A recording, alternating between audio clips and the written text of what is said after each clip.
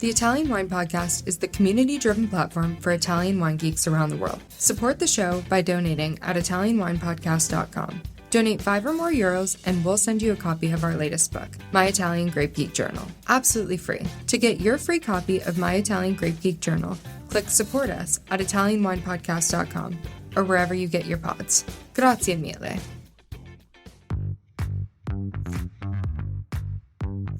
Welcome to this special Italian Wine Podcast broadcast. This episode is a recording off Clubhouse, the popular drop-in audio chat. This Clubhouse session was taken from the Wine Business Club and Italian Wine Club. Listen in as wine lovers and experts alike engage in some great conversation on a range of topics in wine. If you enjoy listening, please consider donating through ItalianWinePodcast.com. Any amount helps cover equipment, production, and publication costs. And remember to subscribe and rate our show wherever you tune in.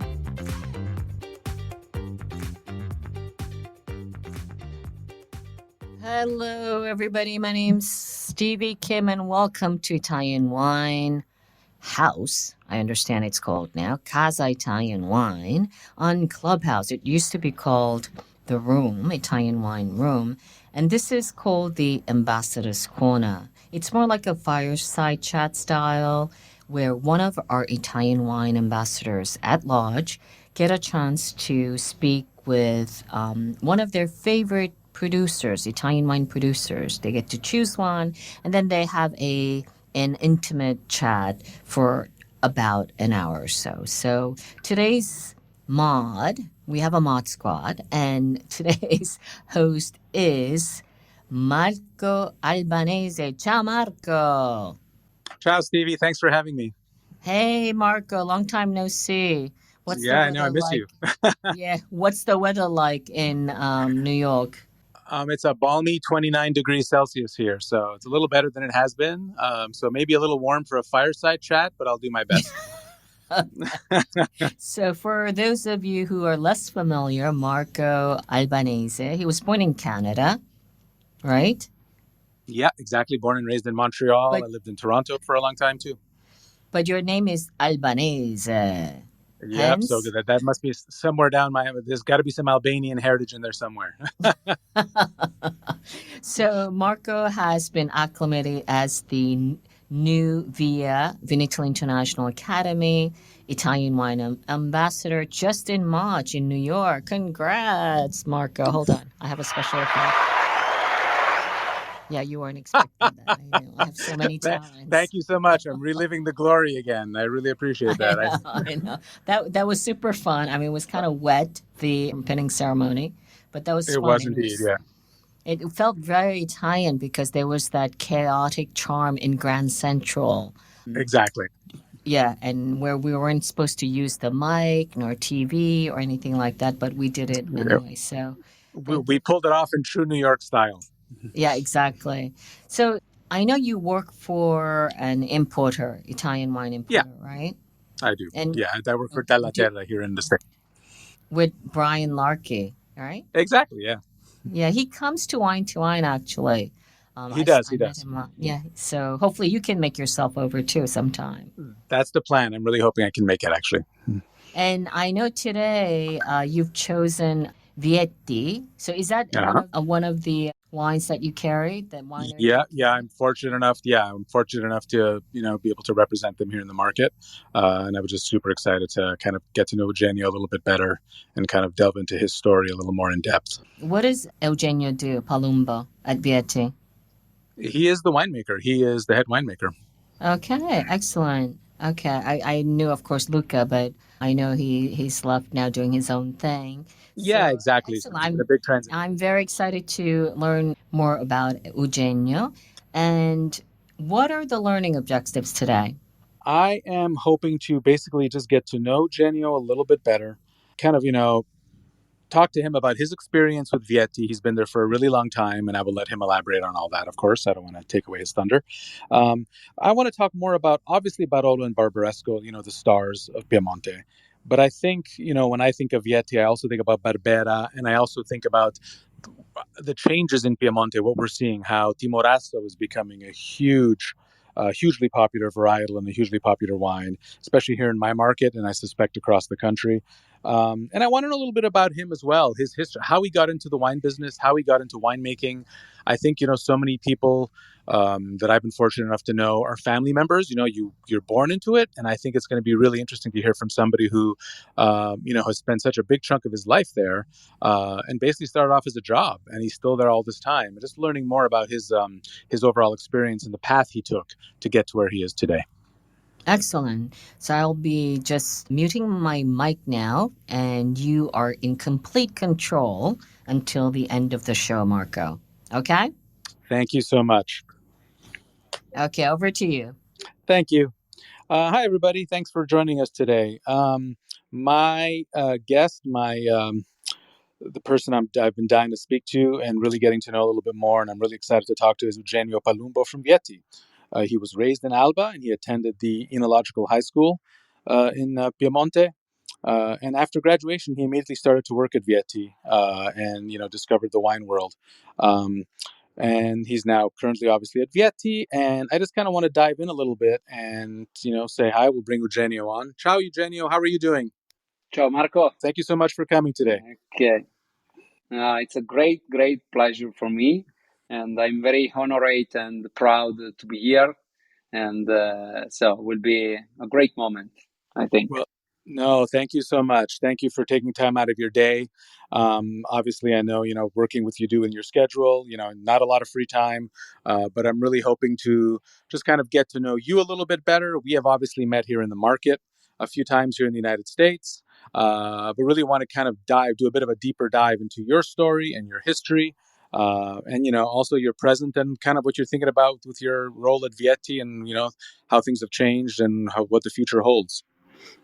Yeah, sure. Will be a great pleasure to share with you what Vietti mean for me, and what this word, the wine, the vineyards, and the wine world mean for me. So I'm totally available to what you want to know. Fantastic. Grazie, Eugenio. Eugenio, let's get started. We'll just talk a little bit about you. Tell me a little bit about when you started at Vietti. When did you become the winemaker? Tell us a little bit about your path, starting with, I believe you were in the enological school back in high school. So if you can expand on that just a little bit for us. Yeah, sure. So in next September will be for me the 23rd harvest in Vietti. So I'm 42 years old. So I spent here more than half of my life, and it's very difficult to say when I became the winemaker, because I don't have a right moment. So it's not on off now to be a winemaker in one day. I think was a great growing process that happened to me in this fantastic company. I was so lucky to meet this company when I was so young, and I love to describe my evolution in Vietti as a long stair, no? With a lot of steps, but all the steps are at the same higher, and we have to do one by one, day by day, and to have the possibility to do all these steps side by side with people as Luca Currado until 2 years ago, or Mario Cordero, that was the other family that owned the company until the 2016, was amazing, and I think I was very lucky to meet these fantastic families, and to breathe the same air that they are breathing. At the same time, they were from the beginning. They were totally available to give me responsibility, freedom, and possibility to share ideas. Little by little, because in our job, as all the jobs that are in the world, you need a lot of experience. But especially in our job, where you have to face with Mother Nature every year. Every year is different. Every year you learn a lot, but every year you wrong a lot too at the same time. So I think was a kind of long growing, and I'm very very proud to be in this position, in this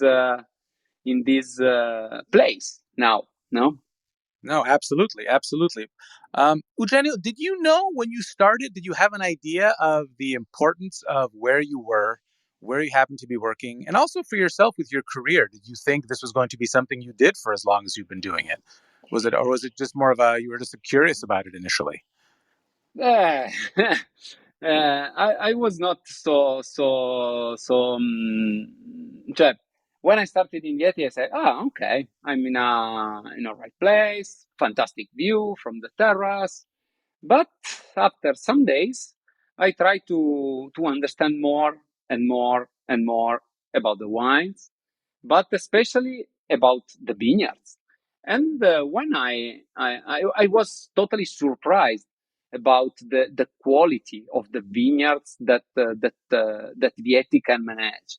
So this is, I think, really the most added value that Vietti can show to the world, no, to the people in all over the world. And at the beginning, for me, was not easy to understand this fantastic treasure, this fantastic potential. I don't know. I can explain because my English is not so so deep. But so this was really the most impressive part for me. That the vineyards were amazing, and so when the vineyards are great, it's easier to make a great wine. Of course. Now, let me ask you, since you brought up the vineyards, can you talk a little bit about the changes you've seen? I know Vietti has acquired new vineyards over the years. Obviously, you have been there for 23 years now. Talk a little bit about the changes, what's new vineyard-wise, and we'll jump back to our prepared questions if we have to, but I kind of want to Yeah. follow along on this path for now. Thank you. Yeah, okay. So about vineyards, historically in Vietti from the beginning, and the beginning mean for Vietti the first year of the 19th century. So the family. I love to describe. In sometimes I love to describe Vietti with one word, that is vision, because they were visionary from the beginning to continue to invest in vineyards, to invest in soil, to invest in land. And today we are able to manage more than 85 hectares of vineyards that are not just in Langa, in Barolo region, but we have vineyards in Roero region to make our Arnais. We have vineyards in Barbaresco region. We have vineyards in Asti region for our Barbera d'Asti.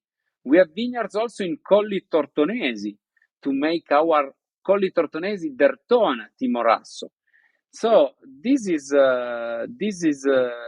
really our vision, our way of continuous growing in terms of commitment, of investment. For example, in the last 5-6 years, we invest a lot of money in the vineyards. We bought vineyards as Cerequio, as Monvigliero, as Rabaia in Barbaresco and Roncaglie in Barbaresco, as Le Coste and Mosconi in Monforte, as Meriame in Serralunga.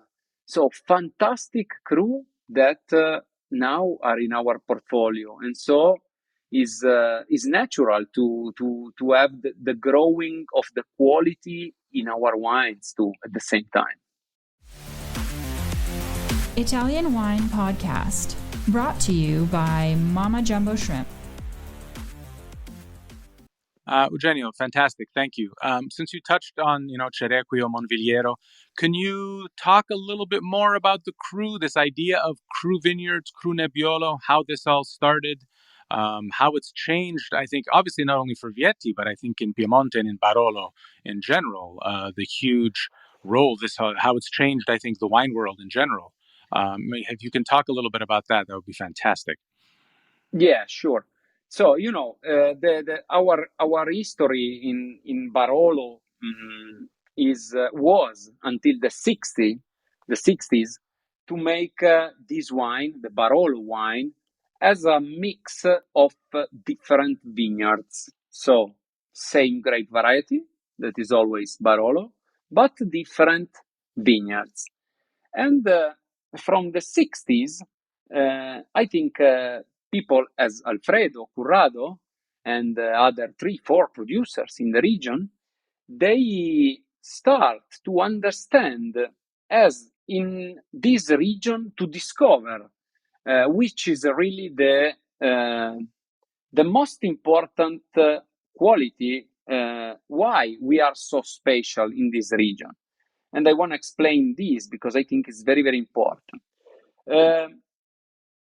Now we talk about the crew, we talk about the difference between the single vineyard. We are became fantastic specialists of vineyard. But when you talk about the difference, you have to remember that the difference that you have from one vineyard and another is due basically from 3 things that are the soil, that are the microclimate, and the hands of winemaker and wine growers. So I think Alfredo and many other these other producers, they start to understand this as they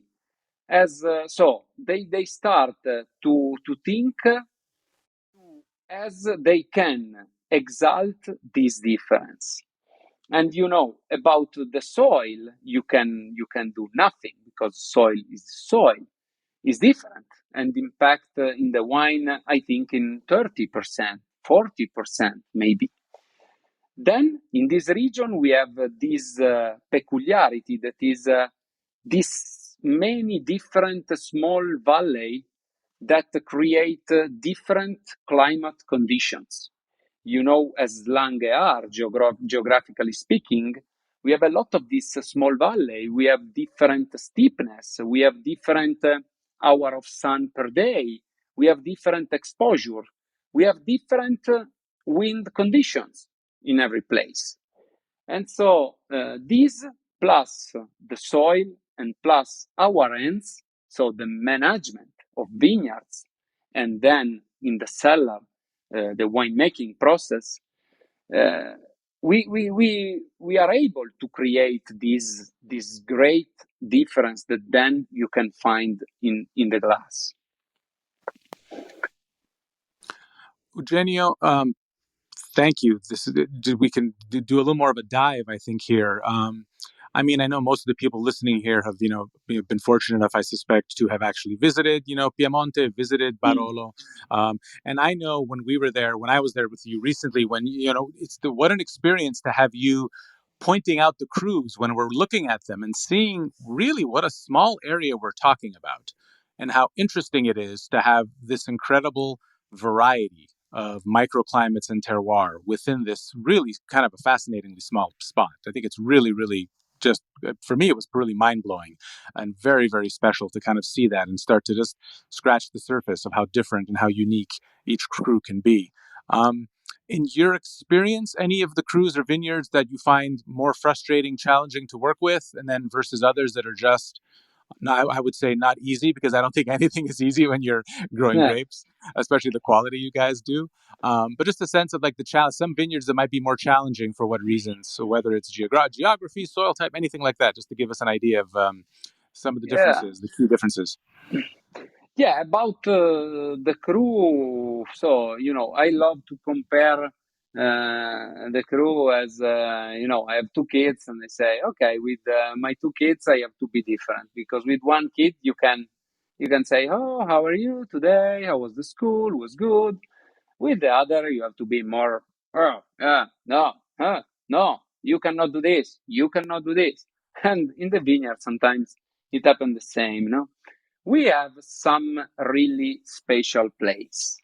And I'm not able to say to you why, but I can say that we definitely have. For example, one of these is Rocche di Castiglione.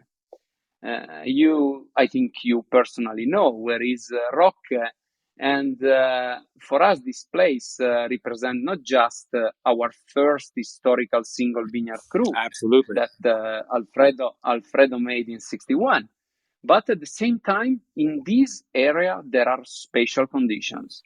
This is due to the soil. This is due to the climate. This is due to some magic influence. I don't know, but in Rocche is always easier to work than in other crew. So we can talk about other fantastic crew that we manage as Brunate or Cerequio.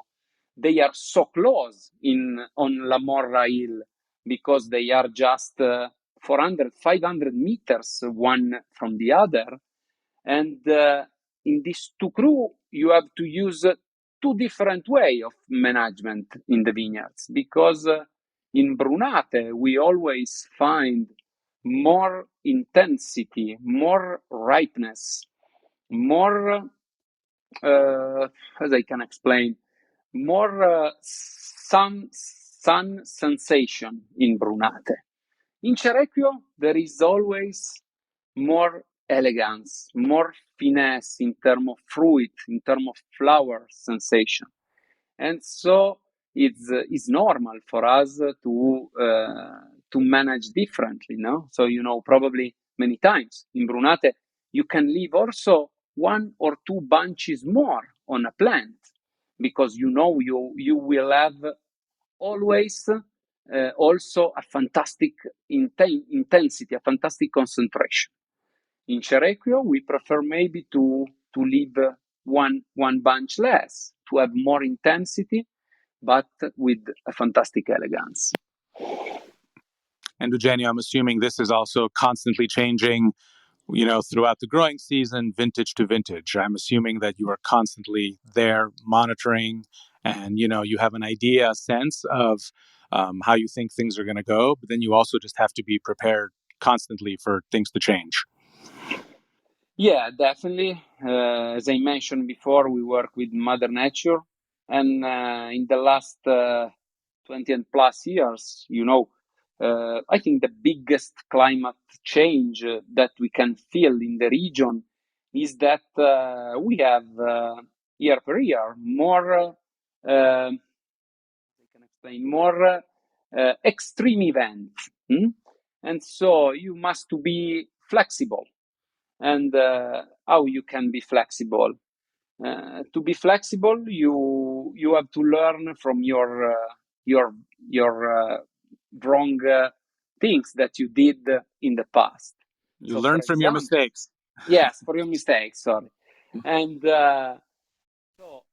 for example, if I think about 2003 vintage, that was a very very challenging vintage for the region, and we were coming out from a 2002 that was a very cold and with a lot of rain, with hail vintage. And in 2003, we had totally the opposite, warm, dry vintage. So from this extreme vintage, we learn something, no? And we can apply some skills that we learn in these conditions. For example, to give you an example, the green harvest. The green harvest now is we do green harvest in 3 times. The first is in mid-July, then in beginning of August, and then in the end of August.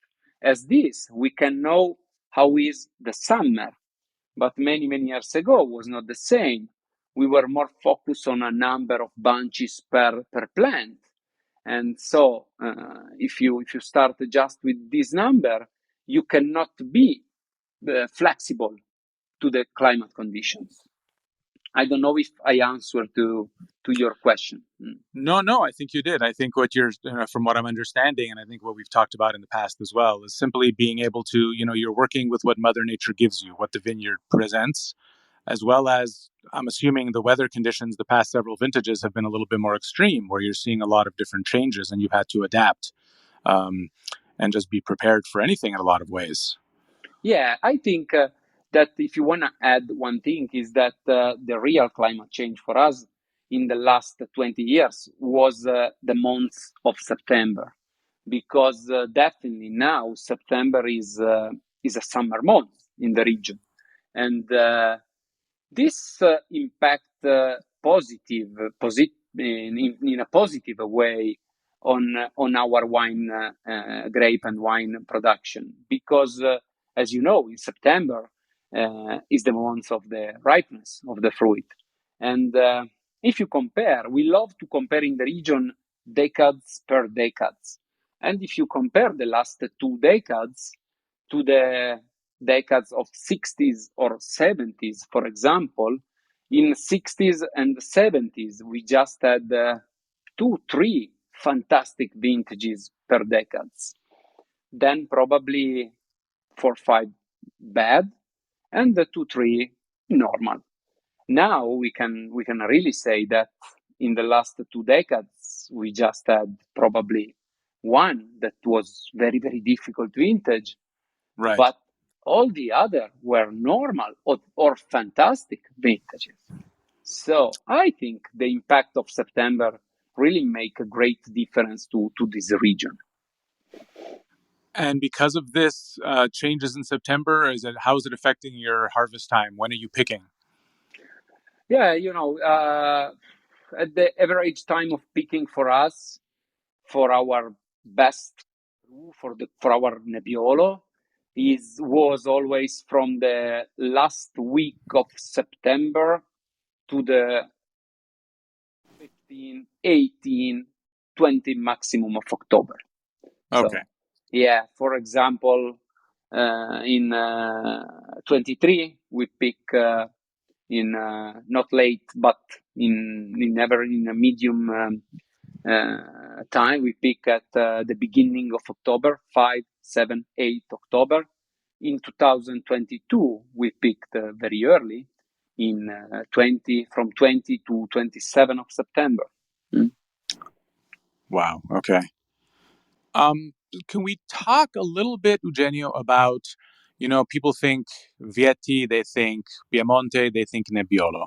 And I think here in North America, I know in my hospitality days, we always talked about, Barbera is like it's not as important. It's delicious, it's fresh, it's a lot less complicated. It's delicious. It's what people in Piemonte drink when they're waiting for their Barolo or Nebbiolo to age.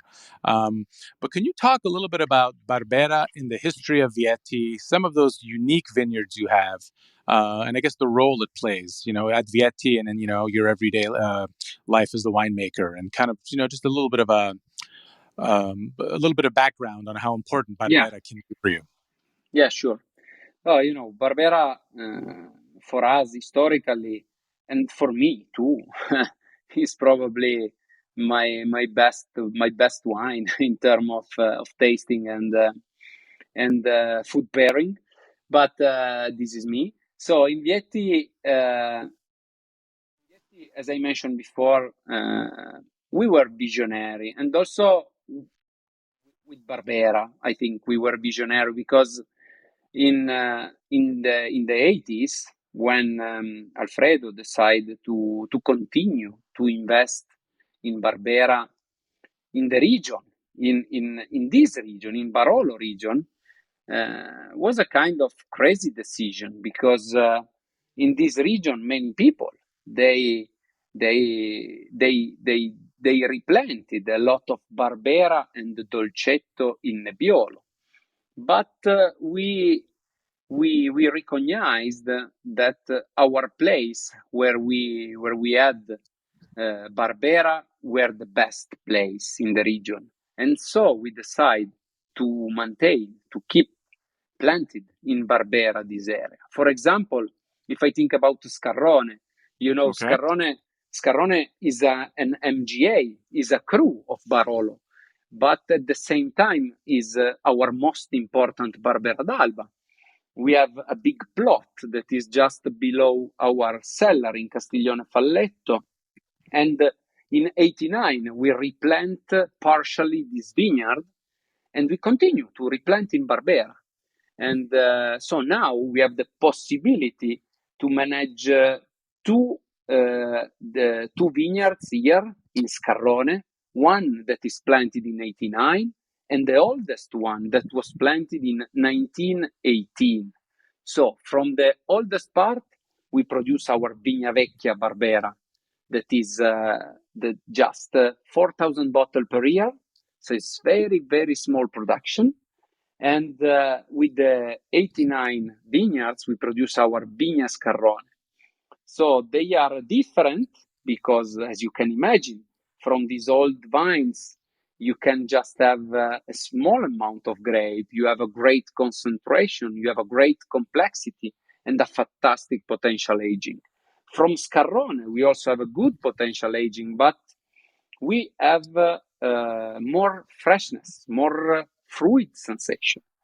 But I want to spend more word about the potential aging of Barbera, because Nebbiolo is very famous for his potential aging, because you have in Nebbiolo acidity, good acidity, you have a lot of tannin and good alcohol. And these three things are very important for the aging of the wine. But in Barbera, we also have good acidity that is also higher than in Nebbiolo. We have good alcohol that many times is higher. And we also have tannins, less than Nebbiolo, but we also have. So also in Barbera, we have the perfect conditions for aging this wine. Okay. And another fantastic Barbera for us, as you know, is the Barbera d'Asti. Barbera d'Asti, our Barbera d'Asti is in Agliano Terme, is the name of the village, and the vineyard is La Crena. Is a 10 hectares vineyard that is in a fantastic place. Is a south exposure, and normally the Barbera that are coming from Asti are a bit more intense, are a bit more concentrate, are a bit more on this dark fruit sensation you can feel in this wine. But at the same time, they can age incredibly. And Marco, we had also together some old bottle of this wine. And I remember. Surprising. Yeah. No, I've been fortunate enough to taste some of those older Barberas, 20, 30-year-old bottles, and just left completely amazed and astounded at how they held up and the beauty and they retain freshness, which is not something you would normally associate or think about when you're talking about Barbera that's, 20, 30 years old. Really, really fascinating. And so the La Crena vineyards, we're talking age of the vines. What's the approximate or the range of the age of those vines? So the oldest part, that is 1 hectare, was planted in 1932, and the youngest part was planted in 95 and 96 when we bought this land. So we're talking about a range and age from almost 100-year-old vines for some of your Barbera. A range of, sorry? Almost 100-year-old vines, easily 80, 90 years old, some of these vines, correct? Yeah, correct. Yeah. Unbelievable. That is remarkable. And what is it about Barbera grown in Barolo that to you makes it so unique, that creates this like special, obviously terroir, but if you could expand on that a little bit, like what makes it so special? Yeah, unicity of Barbera in Barolo land is due to the soil, because our soil in Barolo region is a soil that in the deepness part of the soil we have this sandy rock that they are so close and so and they can save a lot of water and a lot of humidity. So this is very, very important for all the growing season of the vineyards, because especially in our region, we have a lot of seasonality of rain. So normally in springtime we have a lot of rain, but then sometimes can happen that during the summer, in June, July, August, and also September, sometimes can happen that we don't have no one drop of rain. And so to have the possibility to maintain this humidity, this freshness in the soil is amazing. It's very, very important for the freshness of the fruit when it's time to pick. And I think also, especially if we are talking about Scarrone, the exposure is fantastic because it's east for the Vigna Scarrone, so the youngest part of Scarrone, and is east southeast for Vigna Vecchia. So east gives, the morning sun gives to the wine more freshness, give to the wine more elegance, more finesse, and the south exposure give to the wine more intensity. And so it's for this that in Vigna Vecchia we have a fantastic mix, and in Scarrone we always have more freshness, more elegance, more verticality. This is really typical from the Barbera, from Barolo region, this verticality. If you compare to Asti region, where normally all the Barbera are planted in south exposure. So you have more warm sensation, more dark fruit, ripe sensation. Thank you, Eugenio. Eugenio, I want to go off script a little bit. I have a question for you. Mm-hmm. A word I hear a lot now when people are talking about wine, what people are enjoying with the market, with consumers, wine buyers, the word freshness comes up a lot. And I don't remember hearing that word a lot, even 10, 15 years ago. Could you talk a little bit about, I don't think Vietti changed its style. But I think times have changed. And I think the world drinks differently now. I think consumers drink differently. Can you talk a little bit about how you think wines have changed? Words like freshness and approachability, I think I hear a lot more. And I don't know if you agree, but I'm just wondering about your view about how things have changed a little bit and, what you're bottling and what people want to drink. Yeah, I think it's a combination of things, this changement, because for sure, people now, people wanna drink, they wanna buy a bottle and they wanna drink this bottle. They don't wanna put this bottle in his cellar and forget that there for I don't know how many years. And so this is the big change of the world in general, with the social, with all that is too more faster and faster and faster, and everything must be more ready. Right. But in our region especially, I think if we talk about Nebbiolo, so Barolo and Barbaresco and Nebbiolo too, the impact of the climate change help us a lot about the drinkability of this wine. Because now many times tannins are more ripe.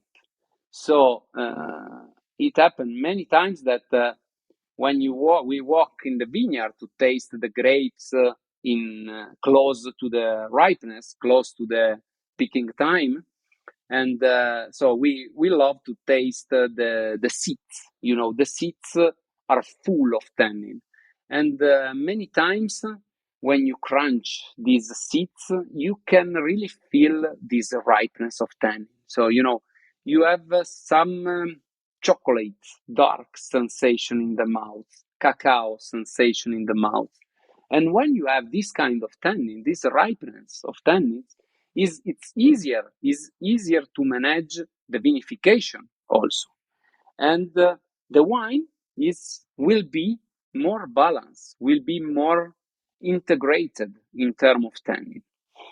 This help a lot.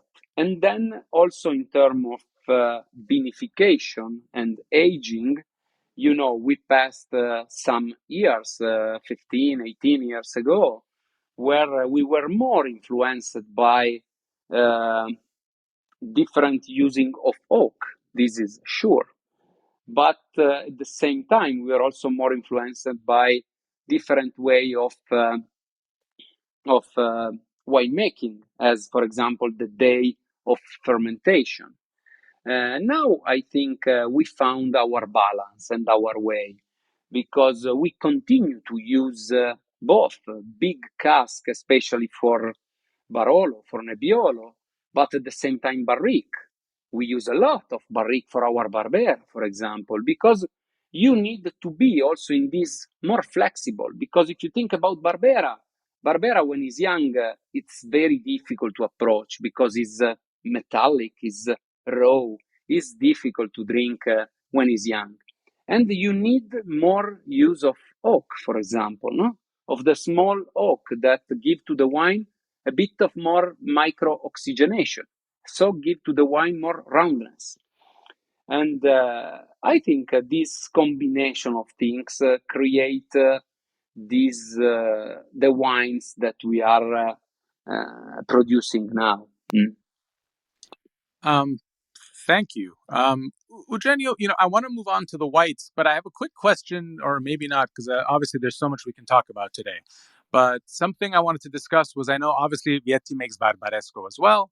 And I know you have a new vineyard for Vietti that you've only had for, I think, over the past few years. And I believe your first vintage is only released this year, I believe. Am I correct? Yeah. Could In you talk about that a little bit? Yeah, sure. In Barbaresco, we are an historical producer of Barbaresco because our first bottle of Barbaresco was produced in 64. Right, and I don't think people remember that. They always think about Barolo with Vietti, but I think they forget about the Barbaresco. Yeah. And it's also for this that we are able to produce and bottle Barbaresco in Barolo region, not as vineyard, because the vineyards, you must do a vineyard in Barbaresco region, but we can vinify Barbaresco in Barolo region because we are historical producer. And especially in the last 6 years, we spent a lot of energy and a lot of money too in Barbaresco area because we bought in 2018 3 hectares in Roncaglie, that is a fantastic MGA in Barbaresco, and in 2019 we bought una giornata, we say in Italia, that means 0.4 hectares around in Rabaia. So Rabaia is probably one of the top 3 cru in Barbaresco region, and also for us historically is so important because Alfredo in the 80s he made 2 or 3 vintages of Barbaresco Rabaia. Then he lose the possibility to continue to rent this vineyard in Rabaia. Oh, wow! I did not know that. Okay.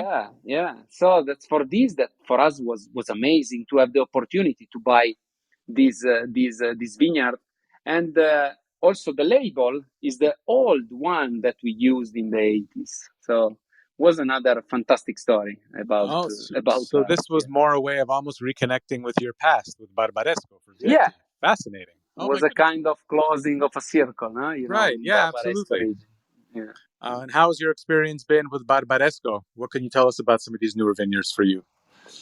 Yeah, they're so close but so different because especially in Roncaglie is a surprising vineyard because it's not probably one of the most famous cru, but during all these years, I love to drink many different producers from the region, and one that I love to drink for Barbaresco is always Podericolla. Podericolla make a fantastic Barbaresco Roncaglie. I was also impressed by this wine from his elegance, his finesse in terms of flower sensation.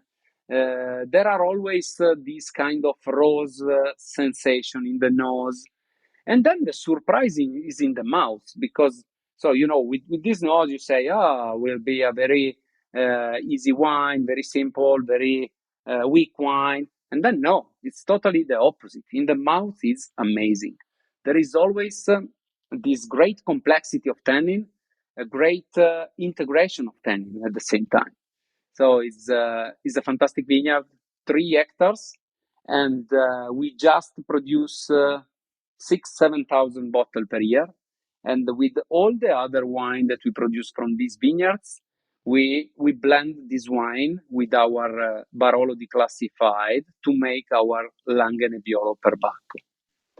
So this vineyard improve also a lot the quality of our Perbacco. Absolutely. When you're using that fruit to go into your Langhe Nebbiolo, that's pretty special. Yeah. Eugenio, thanks.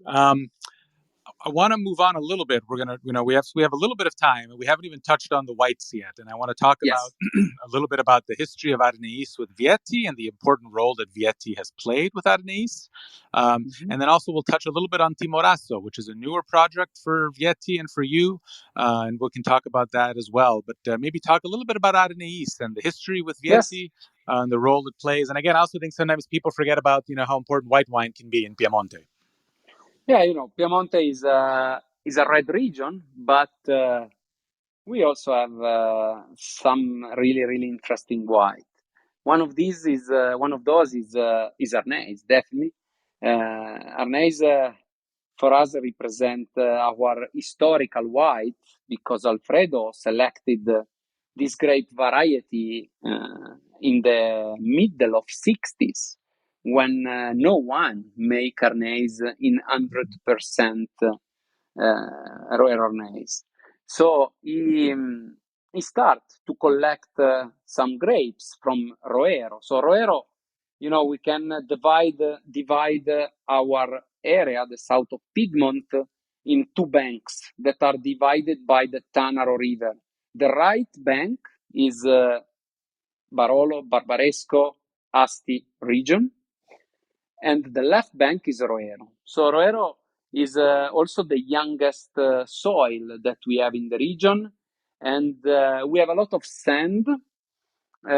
So we have the perfect conditions in Roero to grow fantastic fruit, as peach, as strawberry, as apple, pears, and a lot of fruits, but at the same time, a lot of great vineyards, because there is the soil is fantastic to grow white wine as Arnese, because you have a mix of elegance. Because Arnese, I think, is not an aromatic variety, but in the nose you can find in Arnese a great expression of fruit, of fruitness, of freshness. And in the mouth, especially in our Arnese, where we love to pick a bit earlier than usual, we love to keep more acidity to preserve freshness also in the mouth. And we love to drink this wine as aperitivo, as fresh food, as raw fish, this kind of food. And also in terms of vinification, it's easier if you compare to Timorasso. We just do stainless steel for Arnese, just 3 months in contact with the lees, and then in the beginning of the year we bottle the wine. And can you talk a little bit about, we do have some time, I want to talk a little bit more now about Timorasso, which I know here in the United States, we're seeing more and more Timorasso. And I know Vietti, I believe the first vintage was 2019. Can you talk a little bit about that and a little bit of the history and what brought Vietti there and your experience with it as well? Yeah. So Timorasso is an unusual white for the region and for Italy, I think. I think you can compare this white to some other 2-3 white wine from Italy that have a great potential aging. I think you can compare to some Fiano, some Verdicchio, some Friulano maybe. So the peculiarity of Timorasso is the great potential aging, but is a grape variety that is very, very difficult to manage in vineyards. So this is the reason why in many years ago, people decide in Colli Tortonesi area, that is 100 kilometers east direction to us, they decide to replant with other grape variety because it was too difficult to manage and was not so really able. So with not so big amount of grape in the vineyards. But from the end of 80s, some historical producer of the region, as Walter Massa, as Claudio Mariotto, they restart to rediscover this grape variety. And now a lot of wine producers from Langa, they move there to invest in this wine because it's an unusual wine. Because the pH of Timorasso is really the secret of this wine, I think. pH is very low, and the sensation that you can feel in the mouth is unique. You cannot expect this sensation in the mouth when you taste this wine. I think if you taste this wine in a black glass, you can you can be confused between red and white. You say, which wine is this? And also in Well, terms of wine, yeah. I have to try that. That's fascinating. I've never done that Yeah. with all my wine friends. That's going to be a fun game to play. You have to try. Will be very, very interesting.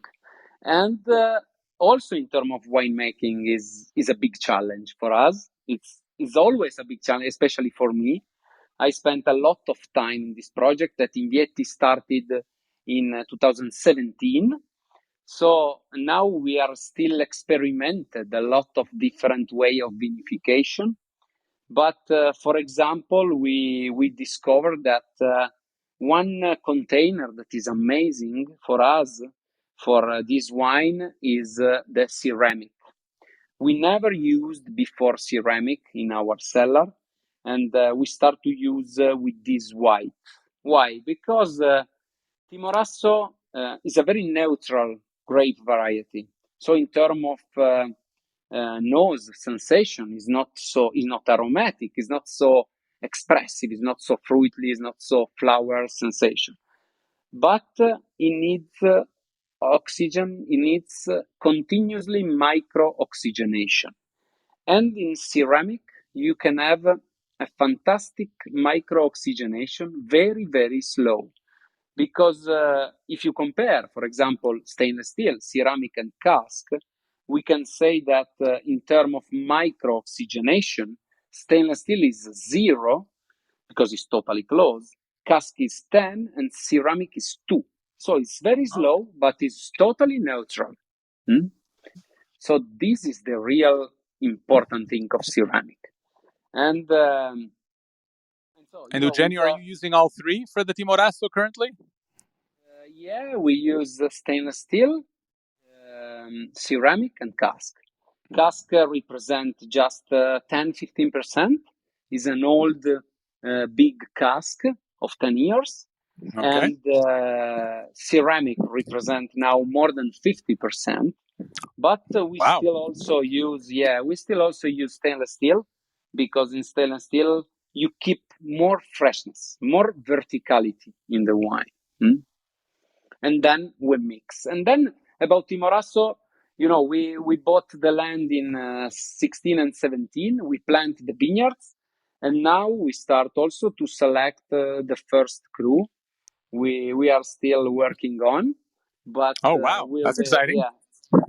Will be another new fantastic project for Vietti for the next years. The crew of Timorasso. Yeah. Oh, very exciting. And do you think the élevage there will be the same, or you're still trying to decide? The élevage at the beginning the same. Then we do an extra élevage in stainless steel for some months. And then we will do on this wine one extra year in bottle instead of the classic Timorasso. Oh, that's very exciting. So when will the first release come out, would you guess? Yeah, will be next year. Next year, very exciting. Yeah, with the 22 vintages. Yeah. Will be the first one. Well, people are going to start asking me about this right away. So people are very excited. Yeah. Eugenio, since we talked about ceramic a little bit, are you using ceramic in any of the reds? Is there some, if you can talk a little bit maybe about experimenting with things at Vietti and how, you're obviously so based in tradition and the history, but I suspect you're constantly always pushing the envelope a bit and challenging yourselves and wanting to learn. Does ceramic play a part in any of the reds or any plans for the future? Yeah, as you know, all the big changes are started from the small changes, no? So also about this, we are continuously experiment on the red, different vinification, different containers, and yes, I started to use also in the last 2 years some ceramic on Nebbiolo. I think. At the so we are at the beginning of the experimentation. I don't want to say something that then in maybe in 2 3 years I will say the opposite. So but it is also interesting because about ceramic the most interesting thing is that it's totally neutral, and as we discussed before, we have to exalt now more and more the identity of the different vineyards, of the different grape variety. And so if you can if you can respect the grape variety, is always better. But cask is too important for the aging because oxygen in winemaking is our best friend, but at the same time the worst enemy. So Absolutely. we have to manage well oxygen, and this is the only way that we have to age, to to give more complexity, to give more integration and more drinkability to our wines. So we need different tools, as cask, as ceramic, as concrete, as stainless steel too. But we always have to play with, as I can say, with balance and with respect with our grapes, with our wine. Absolutely. Yeah, Um, yeah, Eugenio, we've only got a couple of minutes left, so I don't want to cut yeah, you off. But obviously, we could have gone for 2 hours today. yeah. Um, Sure. can you talk just a little bit, I guess, because I don't want to end up cutting you off, but talking a little bit about climate change, sustainability. Um, how overall, what are you seeing? If you can give us a few key things, differences you've noticed the past 10, 15, 20 years, and how you've adapted a little bit. One or two good examples, one or two examples that we can kind of Yeah, get a better sense of what it's like for you. I think if you so I'm sitting here to look our hills, and they look totally green. So 20 years ago was not like this. We used a lot of more chemicals. Now I think we did a great and a big step up on these. So and this is very very important.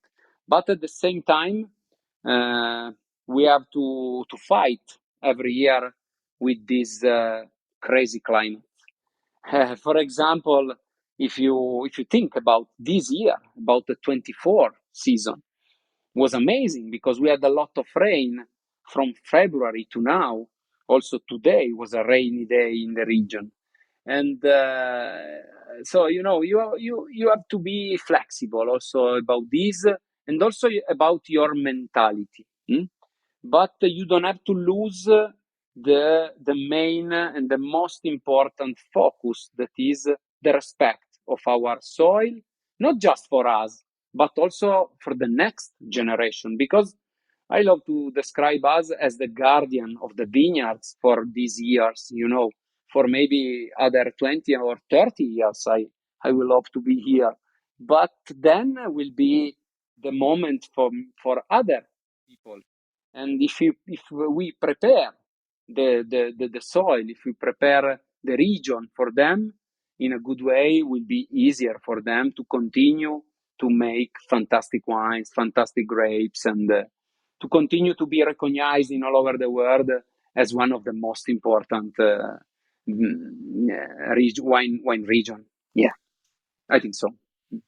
Well, Eugenio, I think that's a really great and poignant place to stop. I think it's you having not to just to paraphrase how important it is to realize you're leaving it behind in better condition for the next generation and for Yeah, this is the everybody most else. important thing. Yeah, this is not something that you own. It's not a possession. It's something that you're looking after this just for the next the next group, the next generation, whoever is fortunate enough to follow along. And I think it's something that I think more and more people in our industry and in the wine world are really considering and really listening to that. And I think really taking it a lot more seriously than they did in the past. Yeah, definitely. Cool. Eugenio, this has been a real pleasure for me. I mean, obviously we have talked a lot, but it's been so nice to kind of do a bit of a deep dive with you and learn a little bit about more about you and Vietti and looking back, but also really looking forward as well and getting a nice 360 view Sure. of everything you are doing. Grazie mille, Marco. It was a No, great grazie. pleasure. Grazie. No, it's really fantastic. Thank you. Oh boy. It's such terribly interesting conversation. Marco, you did a fabulous job. And Eugenio, after 22 years there, I mean, I think we could have definitely gone another hour of this. I've never personally visited Vietti. I'm hoping to do that one day very, very soon. And thank you so much for everything. Grazie a te, grazie a Marco. And we're going to unfortunately have to sign off because our time has come to a close. So hopefully... Ti aspetto in cantina. Grazie mille, Eugenio. Alla prossima. Ciao ragazzi. Thank you. Ciao, grazie.